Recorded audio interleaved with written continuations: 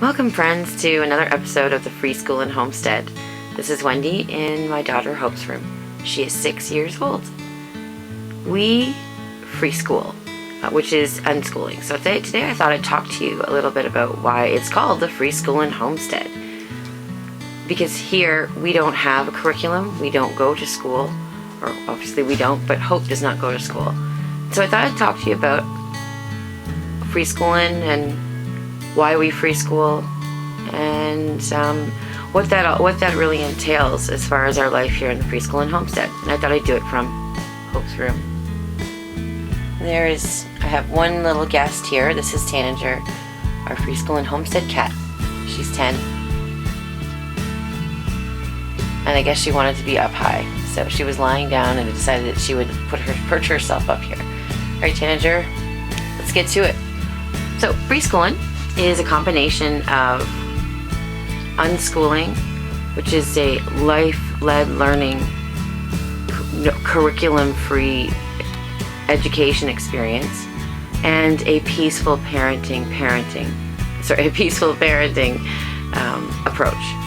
And so we parent by a non-violent principle, a non-coercive principle. The only rules that we don't actually have rules, we go by the principles and boundaries of safety and respect. So that is our parenting strategy. And Hope is 6.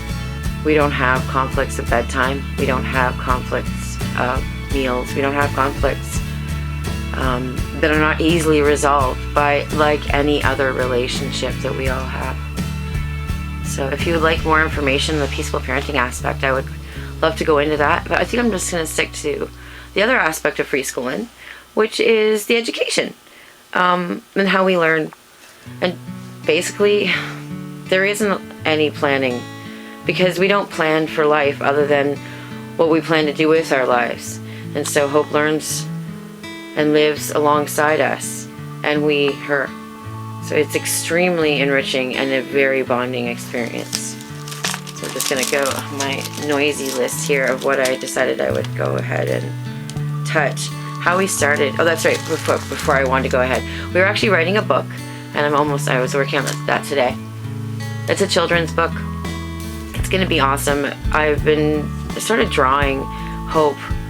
I just thought it would be really neat when I was posting on Free School on the Facebook and our blog that we need to draw things, and I thought, this could be a children's book, and I'm really excited because I am in the process of working on it, and it should be ready very soon. Just looking at the technical difficulties of working the software, but all the drawings are done and all the writing is done. I just need to implement it.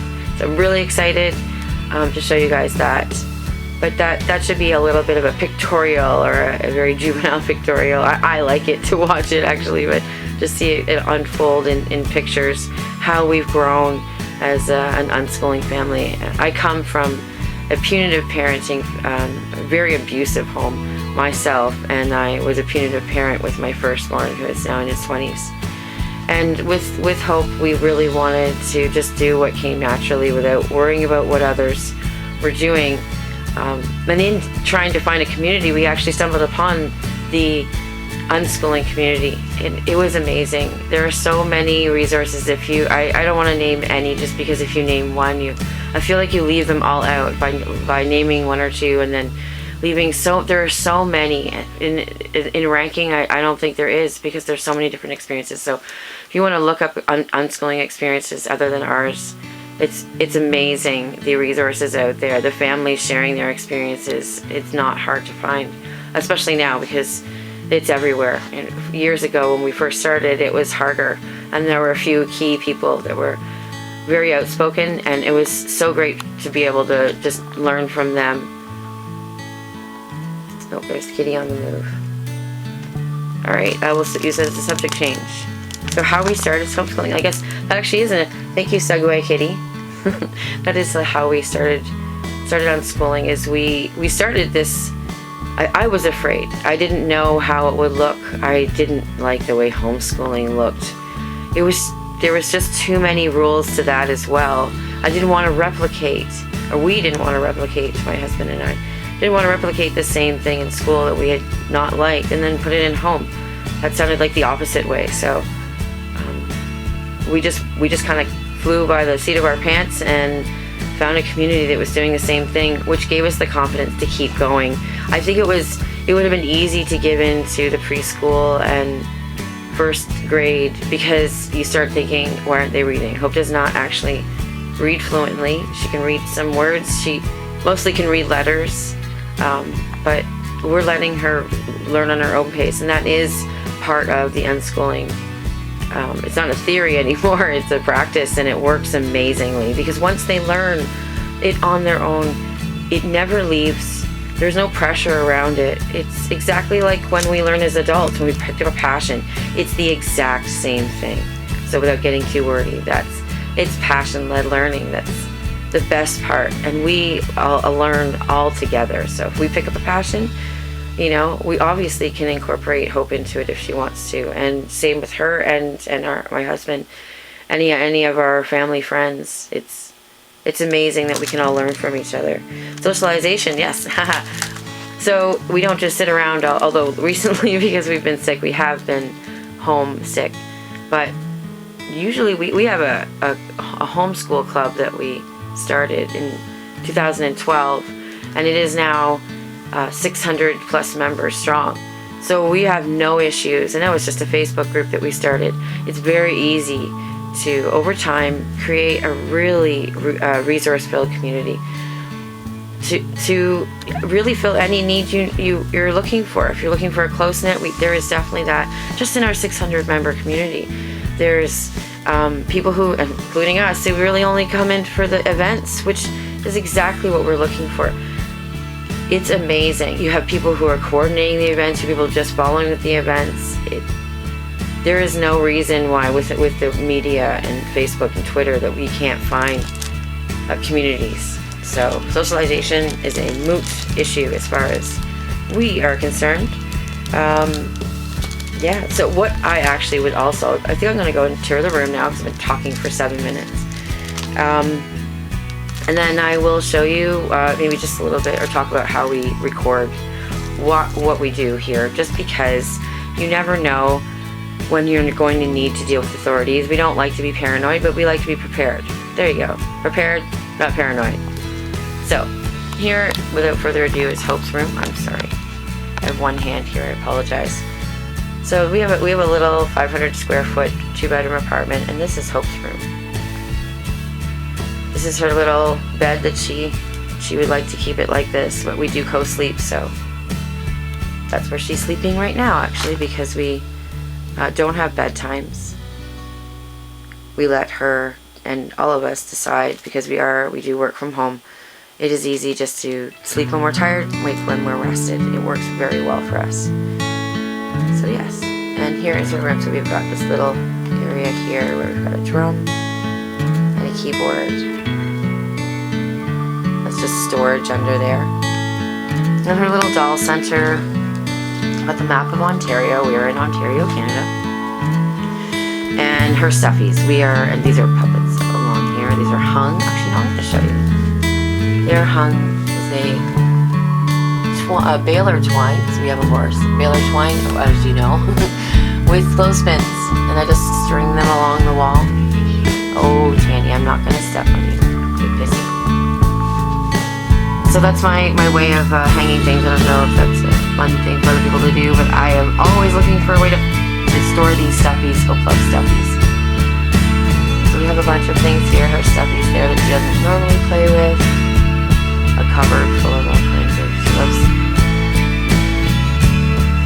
little containers full of jewels and coins. She loves things like that.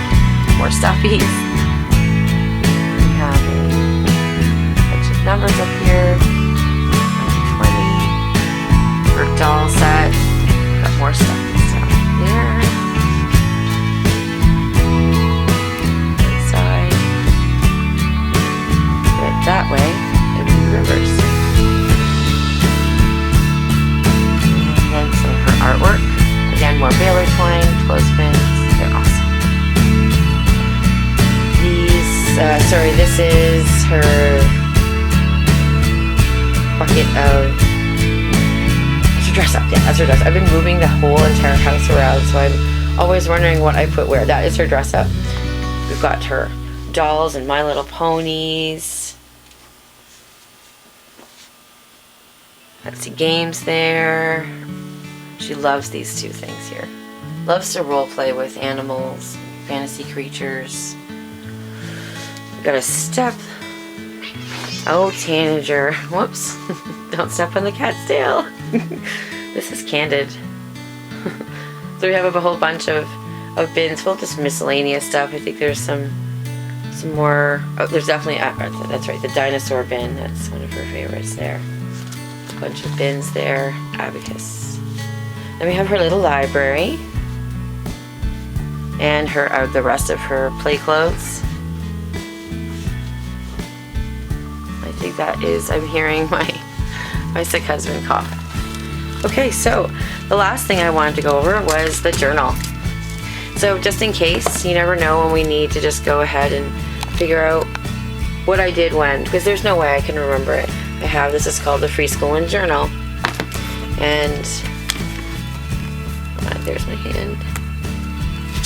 I'm just gonna pick a random page so you can tell I didn't, let's see. Just anything that she writes, so that was her, she wrote there. Let's see, let's pick it. Oh, can you read that? Here, I'll read it for you. I'll do abacus and read it for you. Playtime with Dad, getting hay from the farmer, hauling hay to the barn, role play, toys, coloring, writing. Okay, so that would be just a typical, you know, it's not even a really extensive one, a typical entry that I would write.